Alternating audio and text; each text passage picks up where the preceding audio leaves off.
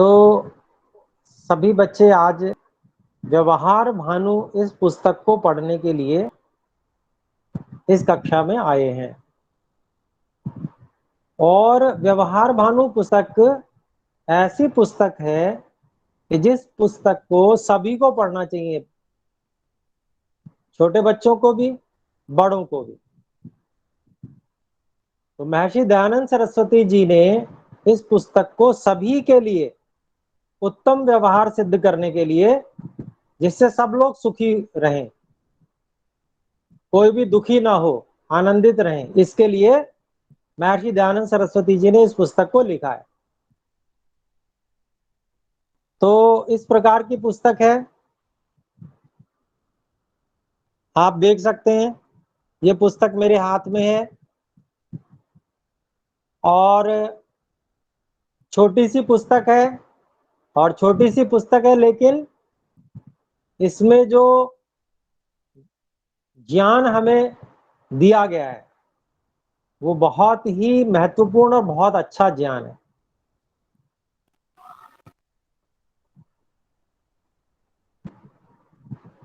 तो व्यवहार शब्द का अभिप्राय, व्यवहार शब्द क्या होता है, इसका क्या मतलब होता है, क्या बच्चों को पता है? व्यवहार किसे कहते हैं? कौन बता सकता है? हाथ खड़ा करेंगे। आपकी स्क्रीन पर नीचे की तरफ हाथ बना हुआ है, तो जो बता सकते हैं तो हाथ दबा दीजिए। हाँ, रिद्धिमा बोल रही हैं, बोलिए। आचरण। आचरण। ओम गुरुजी, हम लोग किसी के साथ कैसा व्यवहार करें? हाँ जी, रियांशु जी ने भी बताया। तो व्यवहार मतलब आचरण है, अर्थात व्यवहार का मतलब हुआ कि हमारा जो, हाँ आप बोलना चाहते हैं, आप भी बोलें। महा, क्या लिखा हुआ है नाम, बोलिए अनम्यूट करके। जी, महावीर प्रसाद जी बोले। महावीर। व्यवहार किसे कहते हैं? बर्ताव। बर्ताव, बहुत सुंदर। तनिष्क ने बोला या इन्होंने बोला? तनिष्क ने? गुरुजी राम। राम ने बोला। अच्छा, बर्ताव, बर्ताव को व्यवहार कहते हैं। ठीक है, दूसरे शब्द हैं ये, इनका प्रयोग किया जा सकता है व्यवहार के लिए। तो ये कितने प्रकार का हो सकता है? वाणी से भी हो सकता है, शरीर से भी हो सकता है। हम जो बोलते हैं किसी को कुछ बताने के लिए, वो भी हमारा व्यवहार है। और शरीर से कोई सेवा कार्य करते हैं, किसी को नमस्ते करते हैं, आदि आदि बहुत प्रकार के व्यवहार हो सकते हैं। तो इन्हीं को व्यवहार कहते हैं, जो मन, वाणी और शरीर से। मन से व्यवहार भी होता है, पर वो अपने प्रति होता है, ईश्वर के प्रति होता है, अन्यों के प्रति भी होता है, लेकिन वो प्रकट नहीं होता दूसरों को, मन से होता है जो। लेकिन जो हम बोलते हैं या जो हम शरीर से करते हैं, वो जरूर हम मन में पहले सोचते हैं, है ना? क्यों, बिना मन में सोचे कोई व्यवहार करता है क्या? बताओ। हाँ, पहले मन में सोचते हैं, फिर मन से सोचकर फिर मुंह से बोलते हैं, शरीर से कुछ करते हैं, ये सब व्यवहार है। और भानु शब्द का क्या मतलब है, कौन बताएंगे?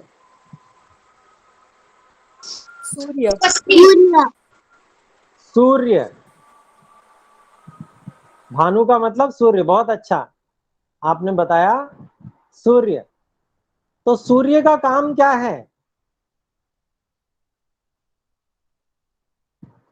गुरुजी रोशनी। हाँ, प्रकाश देना सूर्य का काम है ना?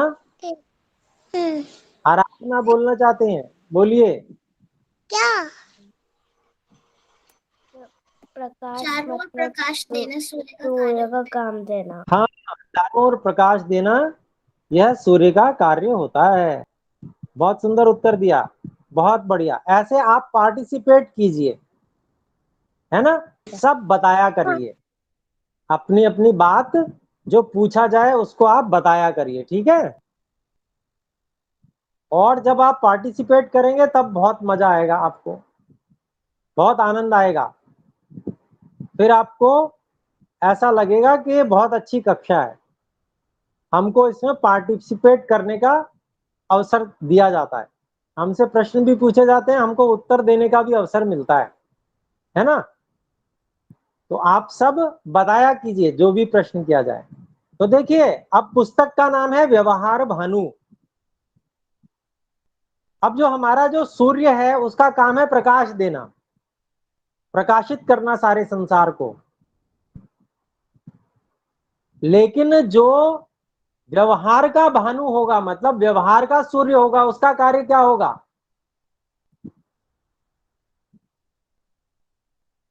जो सामान्य सूर्य है जिसको हम रोज देखते हैं, उसका कार्य तो प्रकाश देना है। लेकिन जो व्यवहार का भानु होगा, व्यवहार का सूर्य होगा, उसका काम क्या होगा? सोचो और उत्तर दो।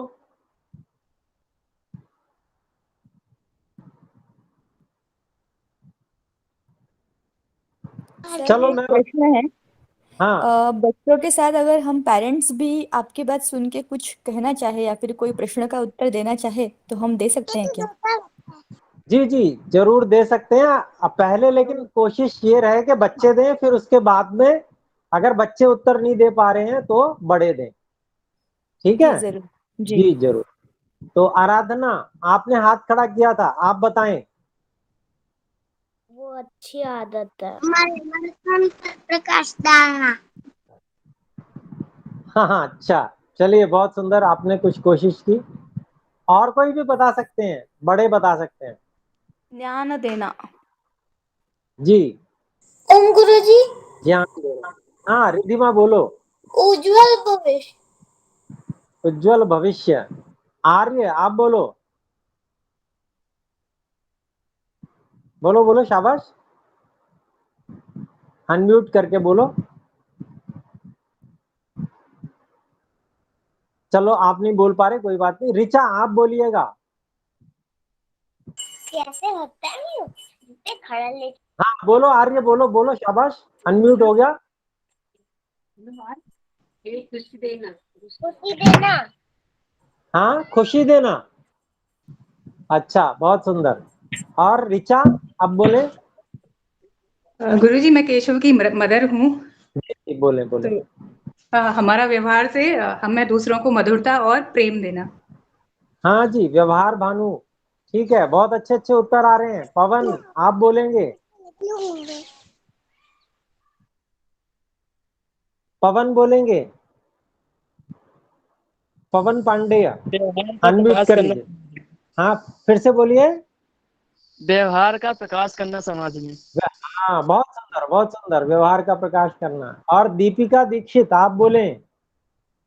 आचार्य, मुझे लगता है जिस तरह से सूरज अंधेरे से हमें उजाले की तरफ लेके जाता है, मतलब हमें हमारा मार्ग मिलता है, उसी जी, तरह जीवन में भी किसी मार्ग पे अगर चले तो किस मार्ग पे चले, अंधेरे से उजाले की तरफ चलने की एक दिशा देने का काम शायद ये हमें बहुत भानु सुंदर, ये नाम करके दे सकता है। बहुत सुंदर उत्तर दिया। देखिए, तो यही बात है, इसको अपने को समझना है। जैसे सूर्य और उसका कार्य क्या है, प्रकाश देना, ऐसे ही जो महर्षि दयानंद सरस्वती जी ने ये पुस्तक लिखी है व्यवहार भानु, इस व्यवहार भानु पुस्तक का भी यही कार्य है कि यह सूर्य की तरह से ही व्यवहार के विषय को प्रकाशित करती है। इससे हमको उत्तम उत्तम व्यवहार करने आएंगे, हमको ये निर्णय करना आएगा कि हमें किस परिस्थिति में कैसा व्यवहार करना चाहिए, उसका बहुत अच्छी प्रकार से हम निर्णय कर सकेंगे इस व्यवहार भानु पुस्तक को पढ़ने के बाद में। तो यह जो व्यवहार भानु पुस्तक है, इसके नाम से ही इसका जो गुण है वो प्रकाशित हो रहा है ना। इसके नाम से हमें समझ में आ रहा है कि यह पुस्तक क्या करने वाली है। ये पुस्तक हमें व्यवहार के विषय में बहुत अच्छी शिक्षा देने वाली है, जिससे हम उत्तम उत्तम व्यवहारों को करके हमेशा आनंदित रहें और दूसरों को भी आनंदित करें, हमेशा सुखी रहें और दूसरों को भी सुखी करें। ठीक है, तो ये सभी ने बहुत अच्छा उत्तर दिया था, सबने भी यही भाव बताया था। तो सबका बहुत बहुत धन्यवाद। बहुत अच्छे सभी हैं, आप सभी बहुत समझदार और अच्छे बच्चे हैं और बड़े भी बहुत अच्छे हैं। तो अब हम आज इस पुस्तक की भूमिका को पढ़ेंगे, क्योंकि पुस्तक की भूमिका जब हम पढ़ते हैं तो उससे हमें पुस्तक लिखने वाले क्या क्या कहना चाहते हैं वो सब समझ में आता है। ठीक है, तो ध्यान दीजिए, अब मैं पुस्तक पढ़ूंगा। इस पुस्तक में कुछ शब्द ऐसे हो सकते हैं जिन शब्दों को आप ना समझते हो। बच्चे हैं ना, तो सब शब्द नहीं आते हैं, तो क्या करेंगे, शब्दों को वैसे समझने का प्रयास करेंगे, कोशिश करेंगे, और जो समझ में नहीं आ रहा तो पूछ लेंगे, आप खड़ा कर देंगे। ठीक है, तो मैं समझ जाऊंगा कि आपको कुछ पूछना है। और वैसे मैं कोशिश करूंगा कि जो कठिन शब्द हों उनको मैं आपको स्वयं बताऊं, अपने आप से ही बता दूंगा मैं। लेकिन फिर भी कोई ऐसा छूट जाए और आपको कोई बात समझ में नहीं आए तो आप क्या करेंगे, तुरंत हाथ खड़ा कर देंगे। नीचे हाथ बना हुआ है ना स्क्रीन पे, तो ऐसे करेंगे। ठीक है, हाँ ऐसे, ये हाथ खड़ा करके दिखाया रूपल जी ने। ठीक है, तो मैं पुस्तक की भूमिका पढ़ रहा हूं। महर्षि दयानंद सरस्वती जी कहते हैं,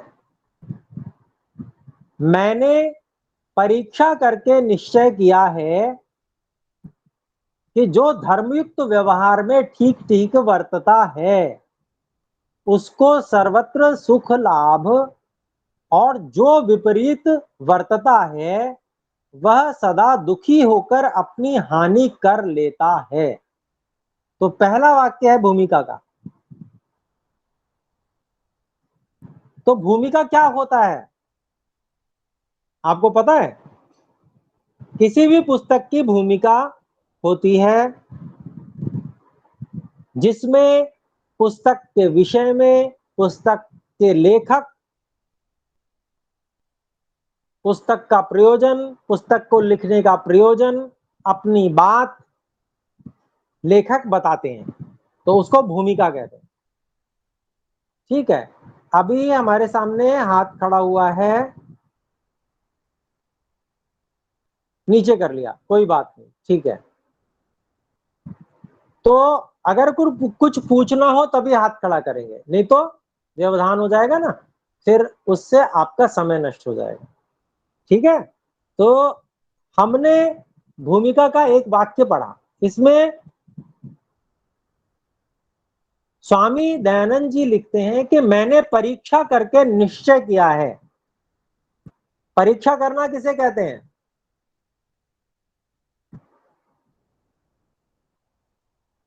किसी चीज के बारे में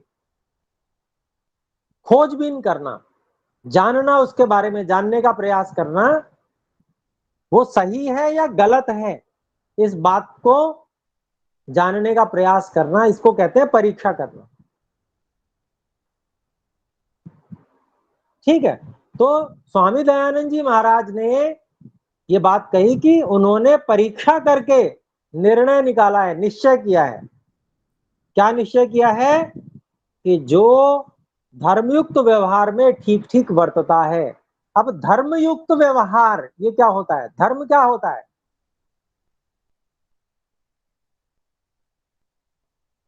हम में से कोई जानता है क्या धर्म क्या होता है? जी गुरुजी। हाँ बताइए। गुरुजी सही कर्म करना। हाँ, अच्छा व्यवहार करना और अपने कर्तव्यों को निभाना,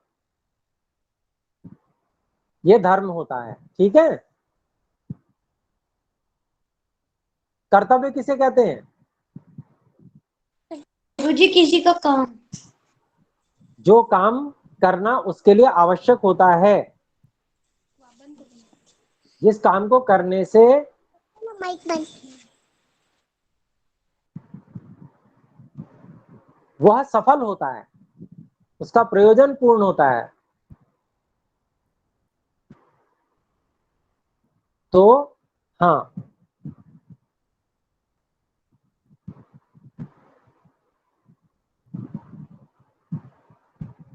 तो धर्मयुक्त व्यवहार में ठीक ठीक बरतता है, मतलब वह अपने कर्तव्य कर्मों को बिल्कुल ठीक प्रकार से ईमानदारी से करता है, सच्चाई से करता है, तो इसको कहेंगे धर्मयुक्त व्यवहारों को में ठीक ठीक बरतना।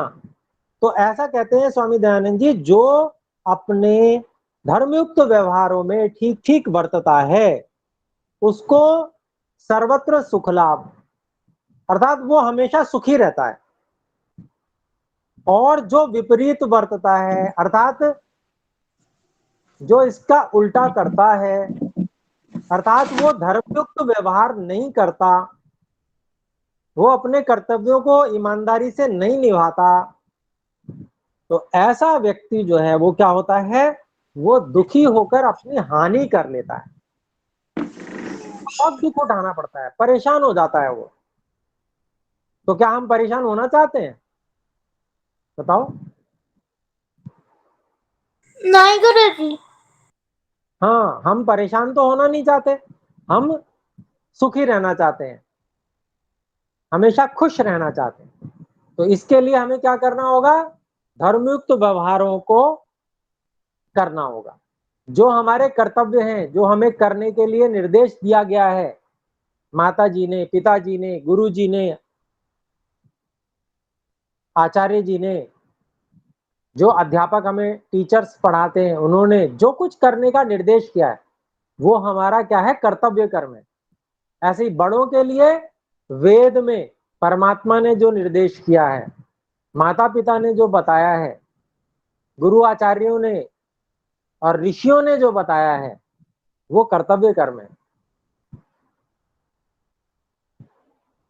तो अब आगे देखते हैं, कहते हैं महर्षि जी, देखिए जब कोई सभ्य मनुष्य विद्वानों की सभा में व किसी के पास जाकर अपनी योग्यता के अनुसार नमस्ते आदि करके बैठ के दूसरे की बात ध्यान देकर सुनकर उसका सिद्धांत जानकर निरभिमानी होकर युक्त प्रत्युत्तर करता है, तब सज्जन लोग प्रसन्न होकर उसका सत्कार, और जो अंडबंड बकता है उसका तिरस्कार करते हैं। तो ये दूसरी बात महर्षि दयानंद जी भूमिका में लिखते हैं। तो क्या लिखा इसमें कि जब हम सभा में जाएं, विद्वानों की सभा में, और अगर हम किसी के पास में अपनी योग्यता के अनुसार और सामने वाले की योग्यता के अनुसार उनको नमन करके और उचित आसन पर बैठकर दूसरे क्या बात कह रहे हैं उसको भी हम ध्यान से सुने, उनको सुनकर वो क्या सिद्धांत बताना चाहते हैं उनकी पूरी बात को और उनके सिद्धांत को समझकर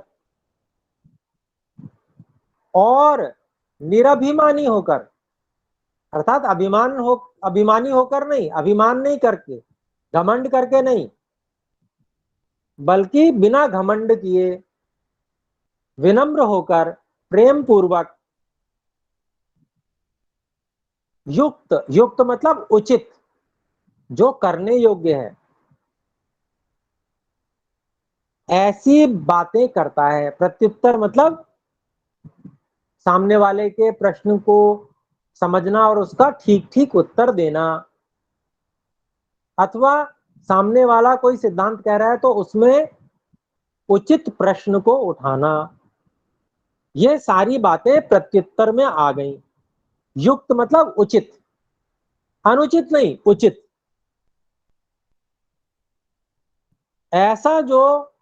ऐसी बातें जो करता है, तब जो सज्जन लोग उस सभा में होते हैं वे प्रसन्न होकर उसका सत्कार करते हैं, उसका आदर सम्मान करते हैं, उसको अच्छा व्यक्ति समझते हैं। और जब अच्छा व्यक्ति समझते हैं तो उसके साथ में अच्छा व्यवहार करते हैं। इसके विपरीत जो व्यक्ति उल्टा सीधा बोलता है, असभ्यता से बोलता है, दूसरे की बात को ठीक से समझता नहीं है और कुछ का कुछ ही बोलता जाता है, ऐसा, इसको कहा है अंड बंड बकना। ये सामान्य लोक भाषा का प्रयोग है। उल्टी सीधी बातें बोलने को ही अंड बंड बकना कहते हैं।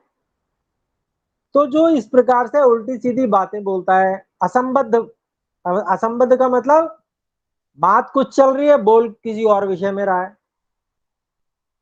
तो ऐसे उल्टा सीधा जो बोलता है उसको विद्वान लोग सम्मान नहीं देते, बल्कि उपेक्षा के भाव से देखते हैं, उससे छुटकारा पाना चाहते हैं, ये कब चला जाए तो अच्छा हो।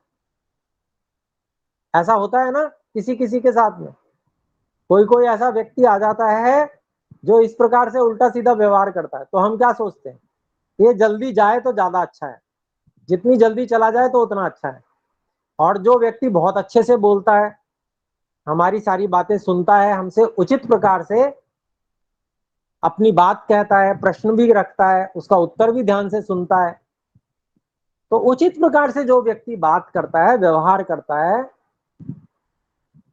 ऐसे व्यक्ति से बात करने का मन करता है, इच्छा होती है बात करने की कि भाई इनसे हम और भी बात करें, क्योंकि वो न्यायपूर्वक उचित अनुचित का विचार करके, सम्मान रखते हुए सबका अच्छी वाणी का प्रयोग करता है।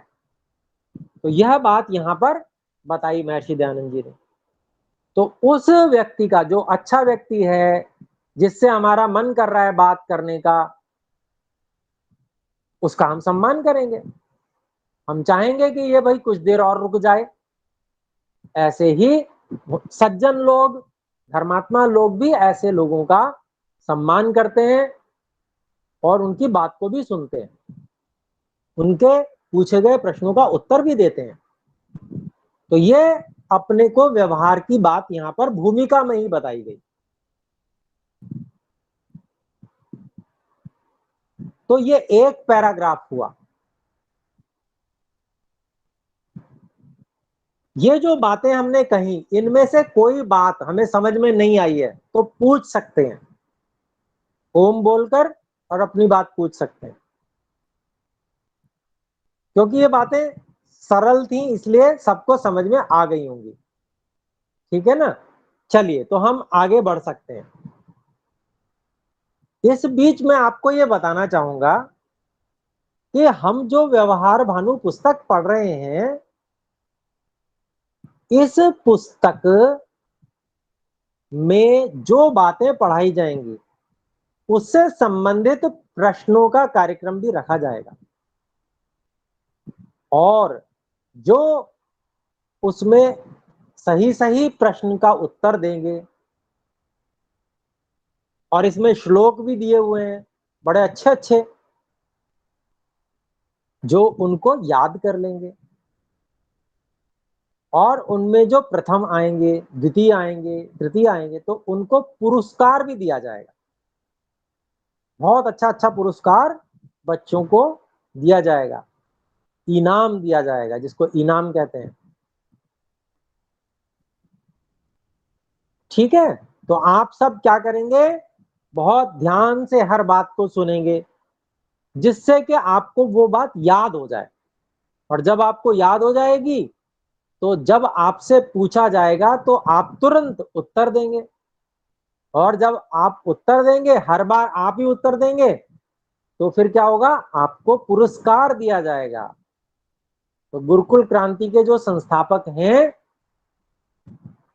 श्रीमान हिमांशु जी, उन्होंने मुझसे ये बात कही है कि वो अपनी तरफ से जो बच्चे बहुत अच्छे से भाग लेंगे कक्षा में, उनको इनाम देंगे, पुरस्कार देंगे। तो आपको पुरस्कार भी जीतना है। और अगर सभी बच्चे बहुत अच्छे से पार्टिसिपेट करते हैं, बहुत अच्छे से भाग लेते हैं, तो हो सकता है सभी बच्चों को पुरस्कार मिल जाए। तो निर्भर करेगा, हम देखेंगे कि आप कितना अच्छे से पार्टिसिपेट करते हैं। और बीच बीच में मैं भी प्रश्नों को पूछता रहूंगा आपसे, जिससे मुझे पता चलता रहे कि आपको समझ में बात आई अथवा नहीं। तो चलिए अगले पैराग्राफ को देखते हैं। अगला पैराग्राफ है, जब मनुष्य धार्मिक होता है तब उसका विश्वास और मान्य शत्रु भी करते हैं, और जब अधर्मी होता है तब उसका विश्वास और मान्य मित्र भी नहीं करते। हम में से कुछ ऐसे बच्चे हो सकते हैं, या उनके मित्र ऐसे हो सकते हैं जो छोटी छोटी बात पे ही झूठ बोल देते हो।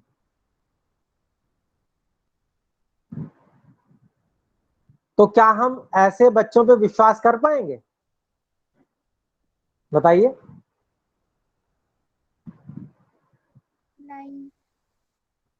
नहीं गुरुजी। हाँ, तो क्यों नहीं कर पाएंगे विश्वास? कोई बता सकते हैं क्या? गुरुजी क्योंकि वो हमें झूठ बोलता है जो कि सही बात नहीं है। नुकसान हाँ, ठीक है। अपना नुकसान का। हाँ, आराधना झा बोले अपना नुकसान होगा। हाँ, चलिए ठीक है, बहुत सुंदर। और कोई बताएं? कोई विश्वास नहीं करेगा। हमें हाँ, हमें हाँ, सच बोलना चाहिए। हाँ, प्रतिभा बोल सकते हैं। बोलो। प्रतिभा। अरे आप बोलो, क्वेश्चन आंसर बोलो। आप बोल रहे थे ना कि झूठ बोलने वाले पर हम विश्वास क्यों नहीं कर पाते हैं? पसंद नहीं करते, क्योंकि यहाँ सब उन्हें पसंद नहीं करते। हाँ, बहुत अच्छा, शाबाश। और योगेश, आप बोले, योगेश सैनी। गुरुजी क्योंकि उनका व्यवहार भी अच्छा नहीं होता और वो झूठ बोलते हैं। हाँ, और रिद्धिमा आप बताइए। क्योंकि हम लोग को लगता है कि वो हमेशा झूठ ही बोलता है। हाँ, बहुत सुंदर, शाबाश रिद्धिमा, बहुत अच्छा उत्तर दिया। डॉक्टर लक्ष्मी जी बोल सकते हैं।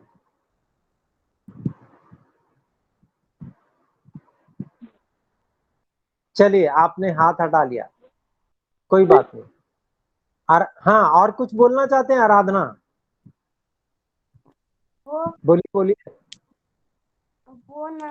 वो अगर सच भी बोलेगा ना तो हमको लगेगा वो झूठ बोल रहा है, उसका नुकसान होगा। हाँ, बहुत अच्छा, शाबाश, आपने सही बताया। तो देखिए, ये बिल्कुल सही बात है। झूठ बोलने वाले पर हम विश्वास इसलिए नहीं कर पाते हैं क्योंकि जब वो कुछ कहता है तो हमें इस बात पे संशय हो जाता है कि पिछली बार तो इसने झूठ बोला था, इस बार ये सच बोल रहा है या झूठ, पता नहीं ये सच बोल रहा है या झूठ। तो इसलिए उस पर विश्वास नहीं हो पाता है ना।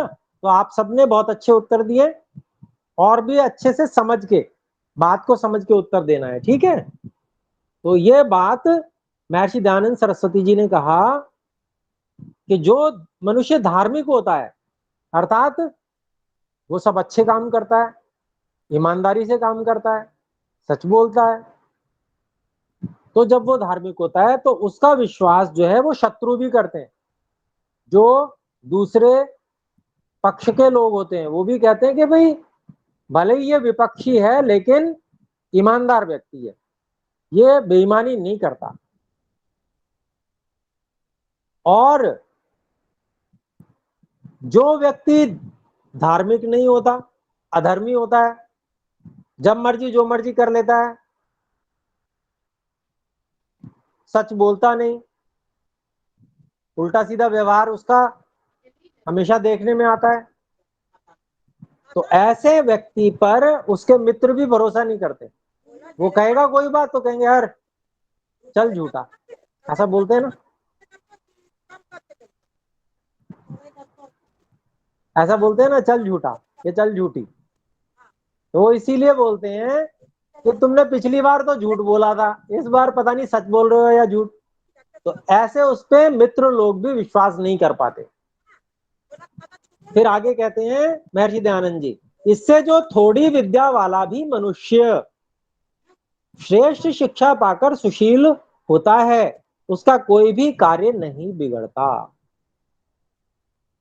तो कम पढ़ा लिखा होगा लेकिन ईमानदार होगा, धार्मिक होगा, सच बोलने वाला होगा, तो उस पर सब लोग विश्वास करेंगे, तो उसका काम नहीं बिगड़ेगा। अविश्वास हो जाता है तो व्यक्ति डिले करता है, तो पता नहीं सच बोल रहा है झूठ बोल रहा है, क्या बात है, इसके पीछे इसका क्या रहस्य है, तो इसका ये काम करें या ना करें। लेकिन जो सच्चा ईमानदार व्यक्ति होता है उस पर पूरा विश्वास होता है लोगों को, और उसके काम में देरी नहीं करते। ये जो कह रहा है सच ही बोल रहा होगा, इसका काम कर दो। तो ऐसे जो अच्छा व्यक्ति होता है उसका कोई काम नहीं बिगड़ता, भले ही वो कम पढ़ा लिखा हो, लेकिन वो धार्मिक है, ईमानदार है। तो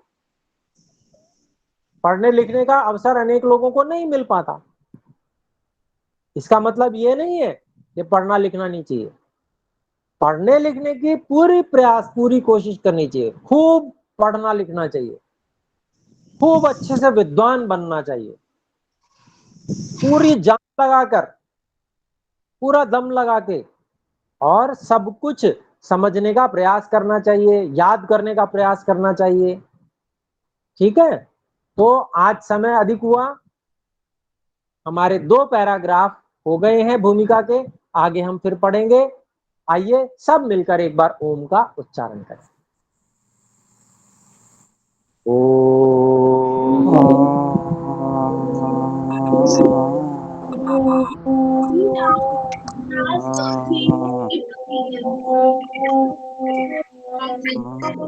सभी